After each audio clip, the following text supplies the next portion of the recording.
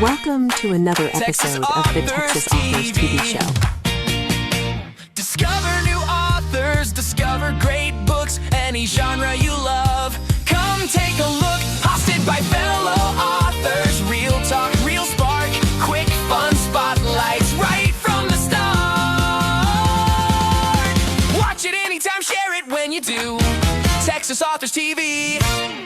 Hi, and welcome to this edition of the Texas Authors TV show. And tonight I have with me Denise Montgomery, who has written several books, but we'll start off talking about her newest book, which she won an award for, but we'll get to it in just a second. Welcome, Denise. I'm glad to have you here. It's so nice to be here. The first question is, it is. It's a pleasure to have you. Let's start with the first question. What got you into writing?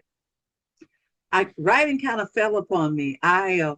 When I was growing up, I started writing when I was maybe 8 years old. But really weird thing, I couldn't go out in the summertime because I used to break out in a rash. It was like I was allergic to summer. So I sat inside and I would read and I would write. And that happened for years and years and years.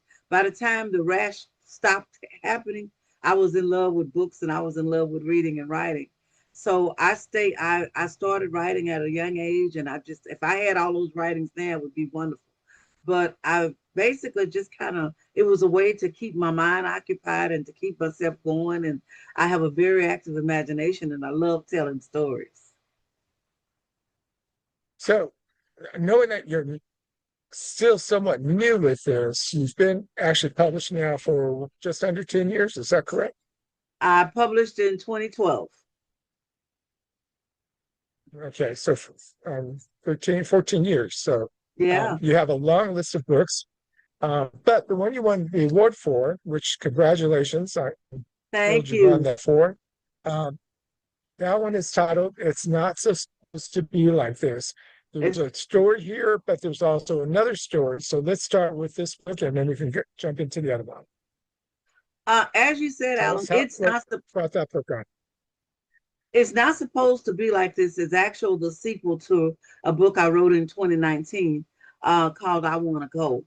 And that story was based on an actual event in my life. The State Fair of Texas had been coming for every year, but for years it was segregated. So basically African Americans, they had one day out of the month of October that they could go to the fair. Well, it just so happened that year, 1965, it rained and I didn't get a chance to go. So as a result, that memory haunted me and whatever. So fast forward a few years later, 2017, I decided I would take that story and fictionalize it because there's so many people in Texas that don't know the history of Texas. So I Want to Go is the main character. Her name is Renee, and it tells the story of how she lived through segregation and the determination and the resilience that she had to endure to get through. Basically, as a teacher, I wanted to use it as a teaching tool because so much of history is being erased from the history books, and what you don't live, what you don't understand, you're bound to repeat. So basically, I went through the steps of allowing kids to know that, things happen and this was happened, but we all made it through. Then a few years, that was 2019. A few years later, I realized that Renee's story hadn't been told. There was still a lot of things that I needed to say. So it's not supposed to be like that. Picks up from 1967, 2 years after the incident when she went to the fair and she had to give up her sweater because of she wasn't supposed to be there that day. Her father ends up taking her anyway, but that wasn't Negro Day as it was called. So Renee is left wondering what's going on. Why is the world like this? And she didn't quite understand why am I being treated like this, or why are African Americans or Negroes, as we were called at that time, why are we being treated this way? Well, as fate would have it, things always have a way of intervening. It ends up a white family moves into a predominantly African American neighborhood. So now she is faced with the issue of, do I treat her the way I've been treated? Do I treat this family that needs our help or should I step in to help? So, make a long story short, this is to Melanie and her little brother Tom. They start going to school with Renee, and Renee comes to terms with people are people. That you have good folks, you have bad people, but it takes you to a story of how families and communities can come together and work together. And it was just a wonderful story. And one thing I realized, Alan, is that there's so much more that I could write about. So, needless to say, I believe that there will be at least a third book and as well as a fourth. It's good. I do know it will be a series. I don't know what the series is going to be called, but I think it's going to be a series. Well, thank you for answering the question I was about to ask. So, uh, so with that third book, what do you hope to write about in that one, or have you started laying that one out? Yes. Is if the book is now, we're in the part of history during the Vietnam War, and Renee has an older brother. Her oldest brother's name is Junior, and in the book, Junior has always been that strength she needs. Growing up, Junior was the one that everybody would go to. Renee has an older sister named Thelma, and she has a younger sister named Birdie.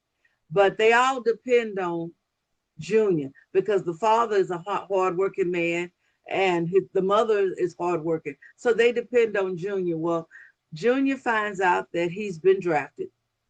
And in my mind, I'm thinking that he will tell the story of the war from his perspective through letters that he's going to be writing back to Renee. And we will find out how a war on the other side of the world affects Renee in her world now.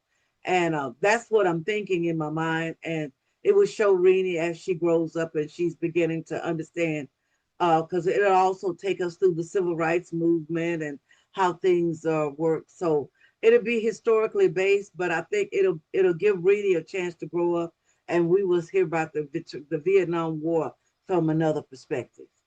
That's what I'm thinking. Do you do you have a timeline or a time frame when that book will be ready? Oh, Alan, you would right now. Right now, I haven't. I don't even have a title yet. I just know that the characters have been, you know how characters speak to you, and they've been kind of telling their stories back and forth. And I'm going, I started working on another book called The Last Train. It was a short story, so I'm trying to get The Last Train out, and both of these books are kind of colliding. But I'm thinking, I usually write one book a year. So knowing me, I would say I would give myself 2027. Hopefully I will have it out and written by 2027. I have to do some research and get some other things caught up, but hopefully we'll keep our fingers crossed. Well, that's a good time frame. You'll have about a year between long train and that one, so that'll be good. I'm going to ask a question, and I know this is frustrating for authors, so Mhm. please answer as best you can with this. But as you know, Texas passed a book ban law last year where books like yours could easily be banned and you can Yes, end up facing prison time. How do you feel about that, knowing that your book is meant to be educational and yes. helpful, and yet you could see it as being anti-government or something like that? How do you feel about that? Well, first of all, my book is not anti-government. My book is just basically explaining I actually lived through it. And I don't I think it's horrible that we have a government that is banning books that are basically telling, helping up kids to understand what their grandparents and what their parents, that went through. So I don't believe that I didn't write it in a negative connotation. I'm not that it basically it wasn't any of that. I just don't think I don't agree with it. I really don't agree with it at all. And I think that the legislature really needs to reconsider that. if we don't know our history, we're bound to repeat it. So I'm not in agreement with the book ban or any of that. At the no. I fully understand and I agree with you on that. I mean, just because you're an African American, they could just ban your book because of that reason, which is ridiculous. And I mean, anyways, we won't go too far into that, but I appreciate you answering that. So we are actually at the time where we have to end this segment, but we'll be right back after our commercials.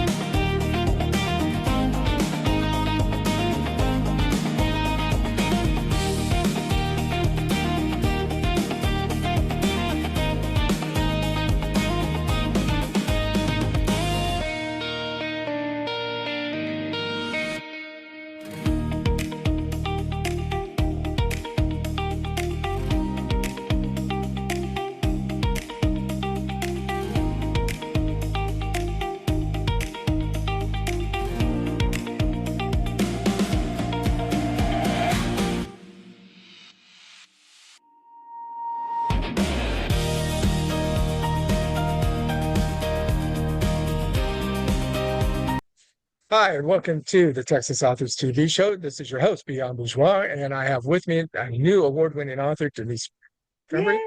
We were talking about her first two books, and now we're going to talk about her series trilogy. And the first one of that group is called The Blind Spot. So this is totally different than the last two you talked about. So tell me a bit about this one. Well, Alan, actually, it's a series. The series is called Into the Blind. As you said, I have the blind spot, blind betrayal, and blind ambition. I'm a teacher, and I was teaching in class one day, and I love to tell stories to my students. And I just made up this story about a young girl uh, being in a situation, and she didn't really understand what was going on. And the blind spot was started from that. It's about a young girl named Jana. All of the stories are based in Texas. The blind spot starts in Galveston, Texas, and they eventually moved north. But basically, it's about a young girl. She's been in a relationship for 5 years, and things aren't as they seem. But she can't. Sometimes things can be clear in front of you, and everybody's telling you that this is what's going on, but you don't believe it and you don't agree with it. So Jana is caught in a loop, and she doesn't really understand what's going on with her boyfriend. He's taking her all over the state of Texas and promising her this, and she finally finds out what's really going on.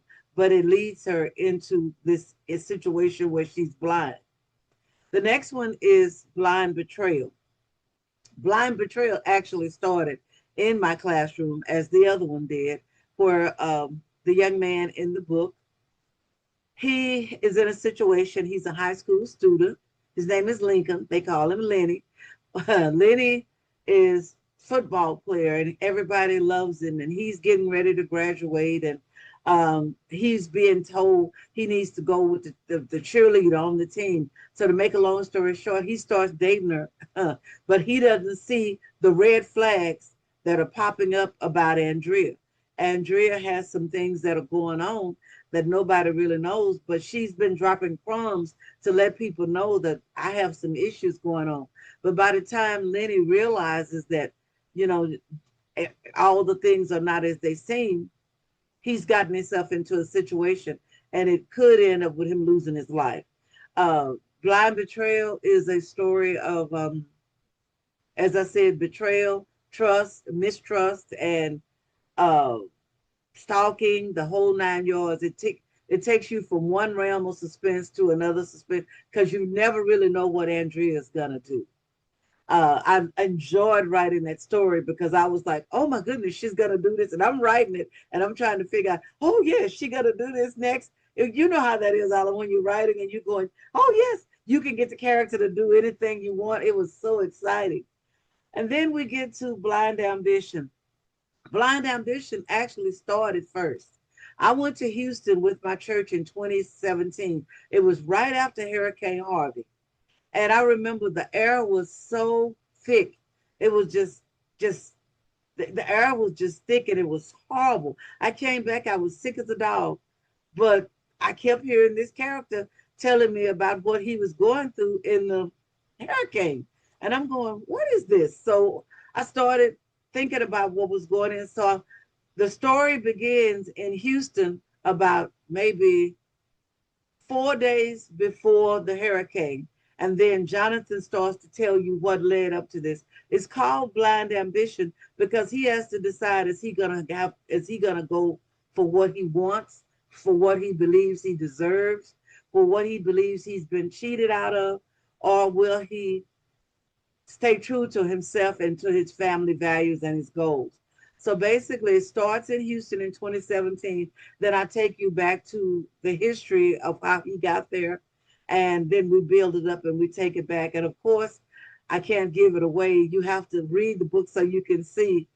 Jonathan goes through, oh my God, he goes through so many pits and turns and angles. And there are villains and people that you don't like. And I've actually had friends to call me and say, okay, you got to write another book to kill her.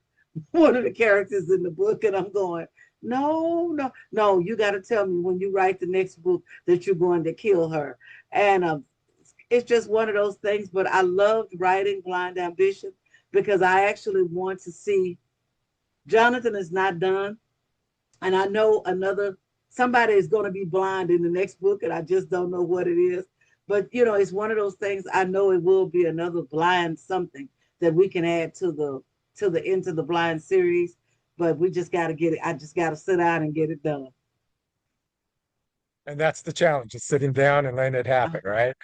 That's it, Alan. It's like so much comes, so many things are going on, and life still happens, and you're trying to find time to write. And that's really all any author wants to do is write, but life happens, and you have to try to juggle all these boxes. Yes, you do. Now, I Yes. noticed that we talked earlier that you have a new short story that you're working on finishing called The Last Train. So give us a little hint of what that one's about. This is the weirdest story, Alan. I started writing Last Train. Lots of my stories actually happen when I'm teaching, but it's about a young girl. Her name. She's it's a weird story because she went through a trauma at an early age. She is trying to live through that trauma, and she's had therapy for years, but she really hasn't come to terms with the trauma. Her name is Erica, and Erica's mother blames herself because she allowed Erica, well, it's not, it just happened. She didn't allow it to happen, but it did. It did happen. So Erica's mother is full of guilt and shame, and Erica's trying to pull away all of along. This trauma, these childhood memories are steady invading her mind, and she doesn't know what to do with them, and she's seeing flashbacks. So fast forward now, she's a grown woman. She moves to Arlington. This is another state story that's based in Arlington. And now things are beginning to unfold. She's out. She's not around her mother. She can only call a therapist. And she's beginning to see relive the tragedy in her mind. And she's seeing things. And she has to ride the train every day. That's one reason it's the last train. She has to ride the train every day. And she's trying to figure out what's coming, what are these things happening to me, why am I seeing these? And it takes her into a world where her world is basically spinning out of control, and she's trying to grasp and hold on to her sanity as she relives this tragedy. And I've never written anything like this, Alan, and I'm this one is hard. I won't say that this is not an easy book because I don't know a lot of the psychological terms, and I don't want to burden the reader with a lot of psychological terms that they won't understand. But I want to make sure that they understand. Am I making sense on that? Does that make Oh, definitely. And I can see why you wouldn't want to do a full book because it would be so much more intense and stuff. So the question then is it actually a short story or a novella? Alan? I'm think what I wrote it first as a novella, and I remember I told you about it. But then when I went back and read about it, I was like, the audience or the reader will not realize, will not understand if I don't explain how she got into this. So I had to start at back when she was 8 years old, so I can tell about the trauma that she went through and what. So I did that, and it's just this is a totally different form of writing because you flash back, then you do a foreshadowing, and then you flash back and you try to make sure that the reader understands that this is a flashback, that this is really not happening. And it's and it's hard, and you're trying to keep all of this together to make sure the reader. So when I do finish it, I'm going to have a lot of people to do the beta reads for me so I can make sure that they're understanding what's going on, because I wanted I think it would be a great book, but I just got to make sure that it comes across right. I understand that. And congratulations for getting outside of your normal writing habit. It's always good to challenge Oh, yourself. So good luck on that. it's We are at definitely a that moment. challenge. It is. We are at that moment where we need to take another break. We'll be right. Hit play, let's see. Texas Authors TV. Discover new authors, discover great books, any genre you love, come take a look. Hosted by fellow authors, real talk, real spark, quick fun spotlights, right from the start. Watch it anytime, share it when you do. Texas Authors TV.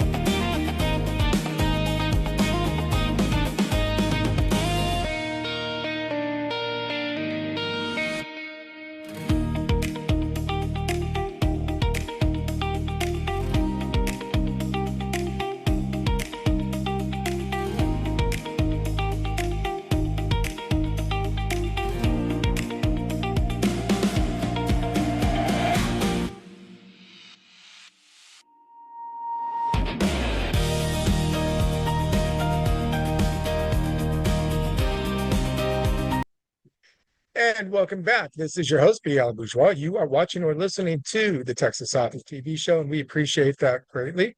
And I have with us Denise Montgomery. We've talked about all of her various books, including her new one that's coming out as a novella. How can people learn more about you? Do you have a website or something of that nature?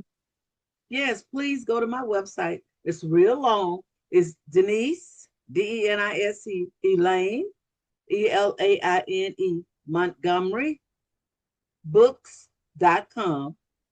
And I will be, matter of fact, if you go on to Denise Elaine Montgomery Books and you go down to the bottom, there's a contact form.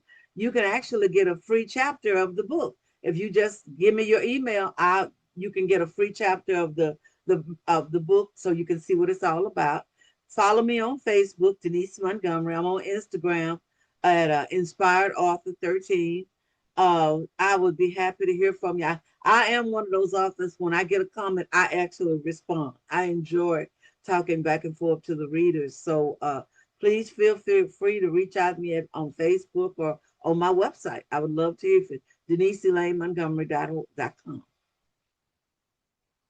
Now, you mentioned fruit chapter. Is that from the last train or one of the other books? From the newest book, it's not supposed to be like this. If you just go down to the bottom, you'll see it. It says, get a free book, get a free chapter. All you do is just enter your email and bam, it will send you a free chapter of the book so you can see what you think. I've hopefully I get a lot of people doing that. Most of the people, I've gotten a great response from the book so far. Wonderful. You have a lot of events coming up. Is there a way that people can find you and where you're going to be around Texas or around the country? Yes. Again, go to my website, DeniseElaineMontgomery.com, and there's an event page, and I will have my events listed there where I will be getting out, hopefully to see people. I was just in Austin a couple of weeks ago, so I would love to meet and greet anybody and sign a book or whatever. So DeniseElaineMontgomery.books.com. I remember to add that book in there. Other than the two books you've mentioned, the last train that you're working on, and then possibly number 4 in the series of The Blind, do you have anything else in mind that's kind of playing in the back of your mind? Alan, I've written a couple of plays, so I don't know, at some point in time, I would love to see those plays produced. And I used to dabble with poetry, but I have to admit I'm not as good with poetry. I've actually written a couple of songs. So, when you write, it's just writing is communication. So and I just love to communicate with people in different forms. So whatever comes out, I write it down. That's my way of communicating. I love doing it. Okay. And we are just about done with this. I have one final question for you, which I ask most all of our authors. For a new person who wants to begin writing, what words of advice do you have for them? All you have to do is pick up a pen and do it. Don't try to figure out. I tell so many people, I want to write a book. Write. Just do that. Write. Pick up a pen and just start writing. It doesn't have to be perfect. I met a gentleman a couple of weeks ago. He was telling me that he wanted to write. I said, there's nothing stopping you. Pick up a pen and just start writing. Don't worry about the grammar. Don't worry about the spelling. Don't worry about what anybody thinks. Writing is your way to get your thoughts out of your head on a piece of paper. Don't involve anybody else. Just sit down and let your thoughts roll. And the story will tell itself. Once you start telling the story, you're going to be remembering the events and you write them down. And if it's fiction, that's even better because you can use your imagination. So when I hear people say, oh, I've always wanted to write a book, write. Get a piece of paper, sit down, write. That is our number one answer from just about all of our authors. It's just to sit down and start writing. Just make time Totally for agree. Yes. Well, I want to thank you for being on the show tonight, and I wish you the best of luck. We look forward to seeing what you come up with. I really do appreciate it. Thank you. I greatly enjoyed this. Good night. Texas Authors TV is produced by B. Allen Bourgeois for the Texas Authors Museum. Copyright 2026. If you would like to become a sponsor, please email us at texasauthors@outlook.com. If you would like to be on the show, please email us at texasauthors@outlook.com. Music is Frolic of Words, created for the show by